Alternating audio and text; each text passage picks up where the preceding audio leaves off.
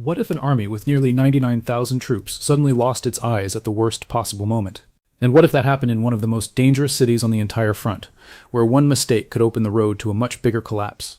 Before we go deeper, do this with me. Hit like if you want clear war analysis without the fluff, subscribe if you care about the truth behind the headlines, and share this video with one person who still believes raw numbers always win. That is the real tension around Pokrovsk. Not just who has more men, not just who fires more shells, but who can still see, react, and think faster under pressure. Because in modern war, vision is power. If you can see the road, you can strike the convoy. If you can see the trench, you can hit the soldiers inside it. If you can see movement behind the line, you can choke supplies before they ever reach the fight. And if that vision disappears, even a huge force can start moving like a giant in the dark. That is why what happened in Pokrovsk matters so much. On the surface, it looked like a limited operation. A few hidden drone positions were found. Several precise strikes followed. Explosions lit up points inside the city. Some Russian launch sites were destroyed. That sounds tactical, small, temporary. But it was not small. It was part of a much larger struggle over who controls the pace of the war in eastern Ukraine. And for a brief but important moment, Ukraine did something Russia had worked very hard to prevent. It disrupted the system that helped Russian forces watch the battlefield, stalk Ukrainian logistics, and pressure defenders from above. In plain words, Ukraine blinded a much bigger enemy exactly where that enemy wanted to see everything. To understand why that feels almost impossible, you have to understand what Pokrovsk is. Pokrovsk is not just another dot on the map. It is one of the key transport and logistics hubs in the Donetsk region. Roads matter there.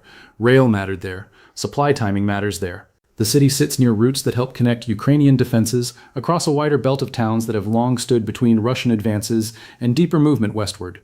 For Russia, pressure on Pokrovsk is about more than symbolism. It is about breaking a stubborn defensive knot and weakening the structure behind it.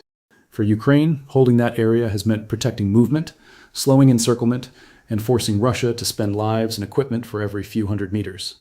That is why the fight around the city has been brutal for months. Russia pushed hard with manpower, artillery, glide bombs, infiltration groups, motorcycles, drones, and constant pressure on routes leading in and out. Ukraine answered with layered defenses, mines, mobile units, counterstrikes, and a dense drone screen of its own. The result has been a battlefield where progress is painfully slow, but the cost is enormous. Every tree line becomes a target, every road becomes a gamble, every building becomes a possible hideout, observation point, or launch site, and every side knows that whoever loses awareness for even a few hours can pay for it in blood. Now here's where the story becomes even more intense. Russian strength around the Pokrovsk sector was not a rumor. Ukrainian military leadership described this front as the hottest sector and spoke of an enormous concentration of Russian manpower there, roughly around 100,000 troops for the wider offensive effort. That number alone tells you something important. Russia was not treating Pokrovsk like a side mission. It was treating it like a gate, a pressure point, a place where enough force, enough attrition, and enough drone dominance might finally crack Ukraine's grip. And that last part matters, drone dominance. When people imagine battlefield power, they still picture tanks rolling forward, artillery thundering in the distance, and infantry storming trenches. That still matters. But in this war, and especially around places like Pokrovsk, drones have changed the meaning of control. A hidden drone crew can do the work of a much larger unit. It can scout roads, adjust fire, follow vehicles, guide attacks, and force entire supply chains to move at night or not at all. A single launch point, if protected well, can create fear far beyond its actual size. Multiply that across a contested city, and suddenly you have an invisible network shaping the whole battle. That seems to be exactly what Russia tried to build. Not flashy, not obvious, not big enough to invite immediate destruction. Instead, Russian drone positions were reportedly hidden inside and around civilian structures, near places people once used in normal life. A cafe, a store, a library, a damaged home, concrete shelters, basements, entrances to apartment buildings. These were not random choices. They offered concealment, cover, confusion. And they complicated Ukrainian retaliation because any strike in an urban area carries risk. That meant Russia could launch vertical takeoff drones and reconnaissance systems from tight spaces, then turn the city itself into a mask. The battlefield was no longer only at the edge of Pokrovsk, it was hidden inside its bones. So Ukraine faced a terrible problem. How do you strike a threat that is hard to see, spread across the city, hidden near civilian sites and protected by the chaos of urban war? You cannot solve that with panic. You cannot solve it by firing wildly. And you definitely cannot solve it by pretending the problem is smaller than it is. You solve it with patience, signals, pattern tracking, repeated observation, careful intelligence work, and then, only when the picture is clear enough, precision. That appears to be what Ukraine did. According to reports tied to the operation, Ukrainian units analyzed Russian drone activity in the Pokrovsk area over time. They tracked where drones were coming from. They watched movement. They pieced together the launch network. And once enough of that hidden map was built, Ukrainian forces moved. Not with a giant headline attack, not with a dramatic armored thrust, but with a clinical strike package aimed at the enemy's eyes. The operation involved elite Ukrainian formations. The 7th Rapid Response Corps of the Air Assault Forces and the 4th Ranger Regiment of the Special Operations Forces were reported as key participants. That pairing alone tells you a lot. This was not a random battlefield improvisation. This was a mission that demanded intelligence, timing, discipline, and technical confidence. These are the kinds of units you use when the margin for error is tiny and the target matters more than its size suggests. Then came the strike. Multiple Russian drone launch positions were hit. Reports said 6 separate sites were destroyed. The targets were linked to Russian crews using vertical takeoff drone systems to attack Ukrainian positions and logistics routes. Fixed-wing Ukrainian strike drones were used for the attack. That matters, because it shows the operation was not just about finding the sites. It was about engaging them in a way that reduced unnecessary damage while still hitting what mattered. That takes more than courage. It takes control. And on a front this crowded, control is rare. Think about the message inside that action. Ukraine was outnumbered in the wider sector. Russia had spent months grinding, adapting, and pushing. Russian forces had increasingly used drone pressure to make movement harder and costlier for the defenders. And yet Ukraine still found a way to reach into the city, identify launch points hidden in the urban maze, and destroy them. Not one, several. That is why the word impossible shows up in this story, because from the outside, a force under relentless pressure is supposed to shrink, react, and survive. It is not supposed to find the hidden nerve endings of a larger attacker and cut them with precision. But here's the deeper reason this mattered. The strike was not just about metal and concrete. It was about tempo. Russian drone teams help create daily pressure. They spot roads. They follow resupply. They harass defensive positions. They gather fresh information that can be turned into action quickly. If those teams are suddenly disrupted, even for a limited time, the entire local rhythm changes. Movement becomes harder for one side and easier for the other. Confidence drops. Coordination slips. Reaction time grows. Small gaps appear, and on a battlefield where everything is decided by seconds and meters, those gaps can matter more than outsiders realize. That is why the word blinded is so powerful here. It does not mean Russia suddenly had no drones left anywhere. It does not mean the whole front went dark. It means the local system of awareness, the network that helped Russian forces see and strike in that sector, took a sharp hit. And when an attacking force loses vision in a critical area, the danger is not only tactical, it is psychological. Soldiers start feeling exposed. Commanders become less certain. Operators who believed they were hidden begin to understand they are being watched too. The hunter feels hunted. That changes behavior. If you've made it this far, here's a quick battlefield challenge. Press subscribe before the next minute ends. Leave a like if you want more scripts that actually explain the strategy. And share this video with a friend who loves military analysis but hates empty hype. Now let's go one layer deeper, because Pokrovsk is not only about one strike. It is about a contest between mass and method. Russia's advantage in many sectors has been quantity. More troops. More willingness to absorb losses, more pressure over time, sometimes more glide bombs, sometimes more drones of specific types. Ukraine's answer, especially when outnumbered, has often been to make every Russian step expensive, slow, and visible. That means turning the battlefield into a layered trap. Forward defenses to slow movement, mines to shape direction, drones in the middle zone to hunt anything that survives, strikes deeper back to hit crews, supply nodes, and launching points. In other words, do not just stop the assault, starve the assault of vision, rhythm, and confidence. And that seems to be the real logic behind what happened in Pokrovsk.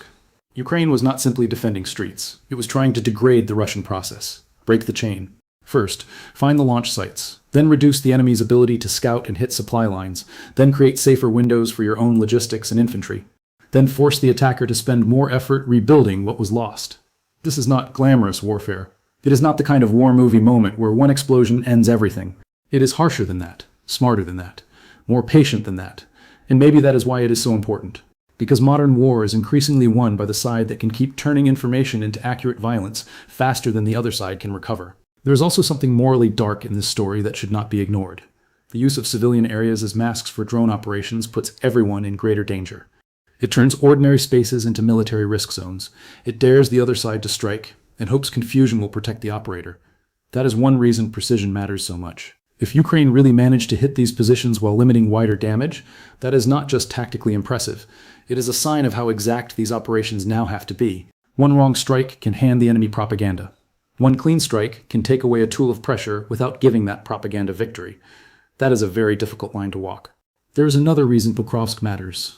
Even when the city's old logistics role has been weakened by months of pressure, the wider area still matters for movement, support, and the structure of defense in eastern Ukraine. Roads near Pokrovsk connect to a larger defensive system.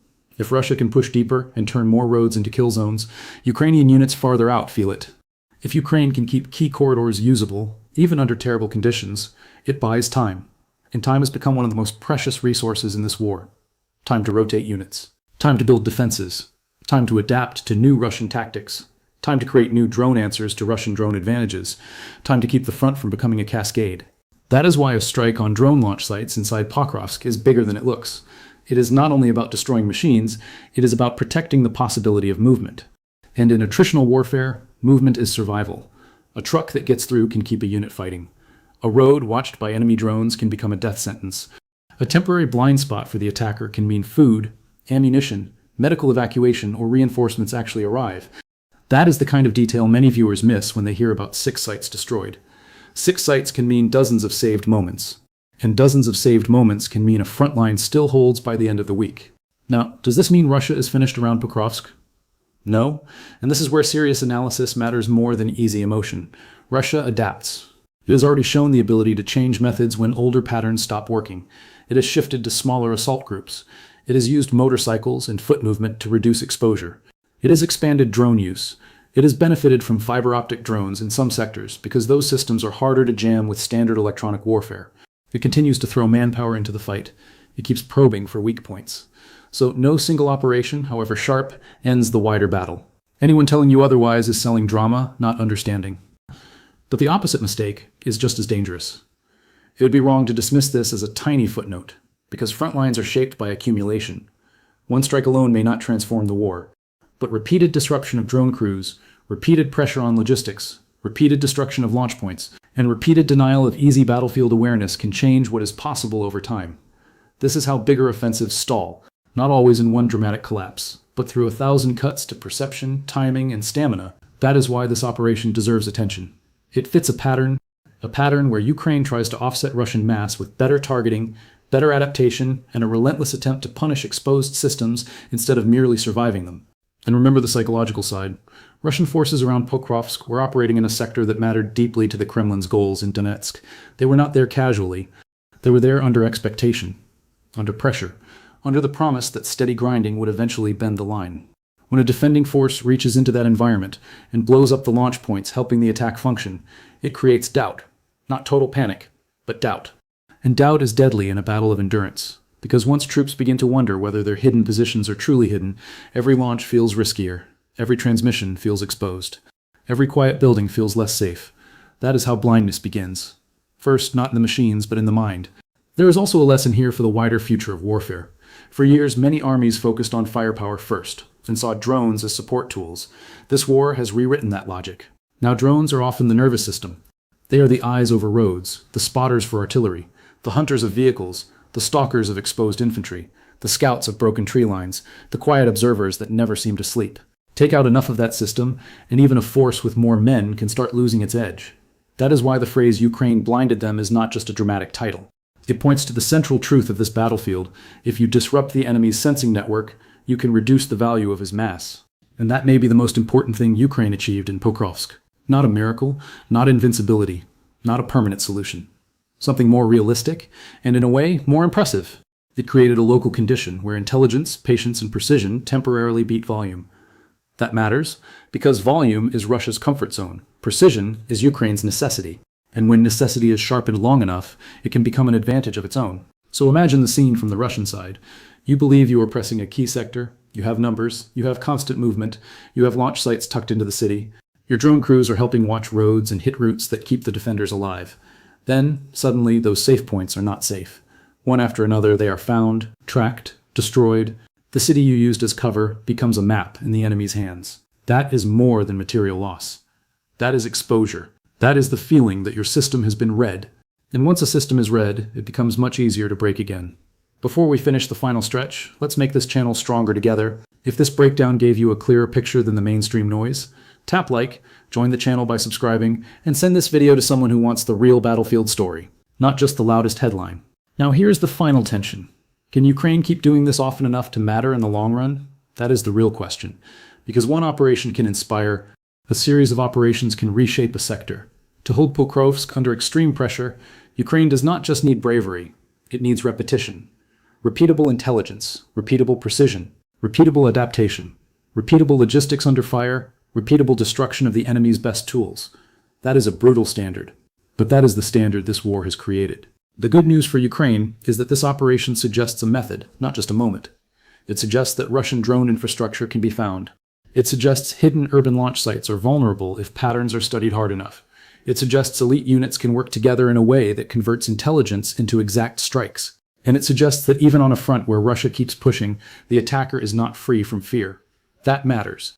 Because if the attacker must hide more, move more carefully, rebuild more often, and trust its own local network less, then every future advance becomes heavier, slower, more expensive, more fragile. The bad news, of course, is that Russia will learn too.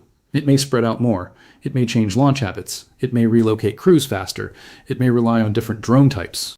It may push harder with artillery or glide bombs to compensate. It may keep sacrificing manpower in order to maintain pressure while rebuilding technical capability. That is the grim cycle of adaptation both sides are trapped in. Every successful tactic creates a counter-tactic. Every hidden pattern eventually gets hunted. Every advantage lives on borrowed time. That is why stories like Pokrovsk are so important. They do not just show who won one exchange, they show who is learning fastest. And right now, the lesson from Pokrovsk is sharp. Russia can bring mass, Russia can keep coming, Russia can turn roads into danger and grind whole sectors for months. But if Ukraine can keep identifying the launch points, command habits, and drone systems that make that pressure possible, then the larger force can still be forced to fight half-blind. And a half-blind army, no matter how large, becomes clumsy. It wastes men, it wastes time, it reacts late, it loses confidence. It starts spending strength just to restore what it thought it already had. That is why this story reaches beyond one city. Pokrovsk is a window into the next stage of war. Not just who has tanks, not just who has bodies, but who can map the invisible battlefield better, who can sense the sensor, who can hunt the hunter, who can make the enemy doubt every hidden room, every basement launch point, every safe corner behind the line. The side that does that consistently will not just destroy equipment, it will slowly control the emotional climate of the front. And that may prove as powerful as firepower itself. So when people hear the phrase 99,000 Russians blinded, they should understand what it really means. It means a giant force built pressure around one of the most important sectors in the war. It means that force depended heavily on seeing first and striking first. It means Ukraine found part of the network that made that possible and cut into it with precision. And it means the battle for Pokrovsk is no longer just a test of endurance. It is a test of which army can think more clearly inside the chaos. In the end, that may be the most powerful part of this entire story. Not that Ukraine performed magic, not that Russia suddenly became weak, but that in one of the harshest places on the map, under terrible pressure, Ukrainian forces showed that intelligence can still outplay mass, patience can still outlast panic, and precision can still make a giant stumble. On today's battlefield, that is how the impossible starts. Not with noise, not with spectacle, but with one side quietly finding the eyes of the other and shutting them.